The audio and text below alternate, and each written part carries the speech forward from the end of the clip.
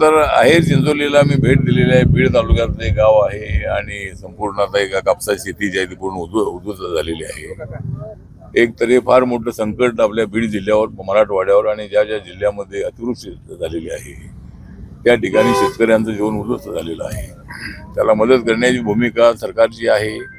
माननीय देवेंद्र फडणवीसजी काल मराठवाड्याच्या दौऱ्यावर आले होते आणि त्यांनी याच्या अगोदरच 21 कोटी रुपये जे आहे ते सगळ्या राज्यासाठी अनाऊन्स केलेले आहेत. पण याच्यामध्ये शेतकऱ्यांचं म्हणणं मी ऐकलं की त्यांचं म्हणणं असं आहे की आमचं जीवन सगळं उद्ध्वस्त झालेलं आहे. पीक सगळं आमचं जे तोंडाला आलेलं गेलेलं आहे. त्यामुळं जे आमचं कर्ज असेल ते कर्ज माफ करावं अशी त्यांची मागणी आहे. त्याचबरोबर ओला दुष्काळ जाहीर करावा ही मागणी आहे. तर ओला दुष्काळ जाहीर झाला तर अनेक नॉर्म्स आहेत त्याच्यामध्ये त्यांना जास्त मदत होऊ शकते. आणि माझी सूचना अशी आहे की मुंबई, पुणे आणि सगळ्या महाराष्ट्रामध्ये कॉर्पोरेट जगत हे फार मोठं आहे. सगळ्या बँका फार मोठ्या आहेत. तर कॉर्पोरेटरनी सुद्धा काही जिल्हे, तालुके आणि काही गावं जर त्यांनी घेतली तर अजूनही त्याचा एक अत्यंत चांगला उपयोग त्या शेतकऱ्यांसाठी होऊ शकेल. त्यामुळे सरकारच्या वतीनं आमचा प्रयत्न आहे की जास्तीत जास्त मदत त्यांना मिळाली पाहिजे.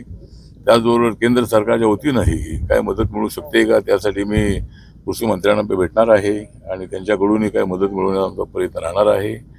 पण हे सगळं पाहिल्यानंतर माझ्या लक्षात आलं की शेतकरी उद्ध्वस्त झालेला आहे.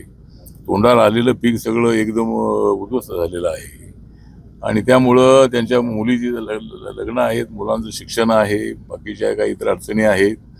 त्यामुळे हे कुटुंब सगळं हवालदिलं झालेलं आहे. आता मी त्या शेतकऱ्याला भेटलो इकडे पुढे.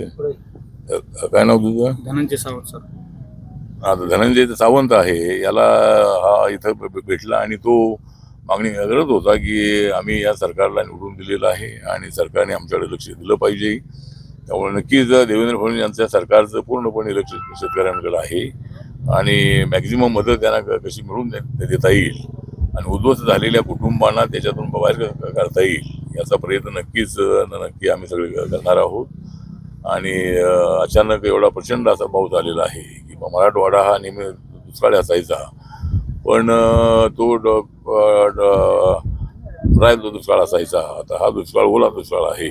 तर या शेतकऱ्यांना मदत झाली पाहिजे अशी माझ्या पक्षाची सूचना आहे.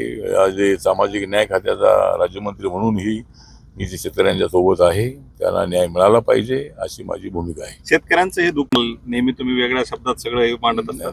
वेगळ्या शब्दांचा विषय नाही आहे. मतलब वेगळे शब्द जे आहेत आता याच्या शब्दाचा विषय तर नाही आहे. पण यांना म्हणजे या सगळ्या शेतकऱ्यांना आमची आहे साथ. या शेतकऱ्यांना आमच्या सरकारची आहे पूर्णपणे साथ आणि त्यांना मदत नक्कीच मिळेल. त्यावेळेला मी त्यांच्या पाठवून फिरवेन हात. त्यामुळे नक्की त्यांच्यासाठी मदत करण्याचा आमचा प्रयत्न आहे.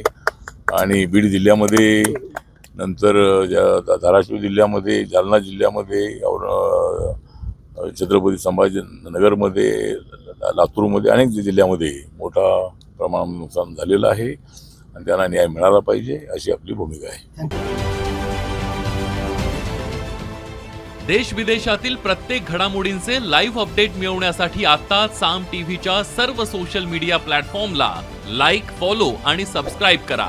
तसंच सर्व नोटिफिकेशनसाठी बेल आयकॉन प्रेस करायला विसरू नका.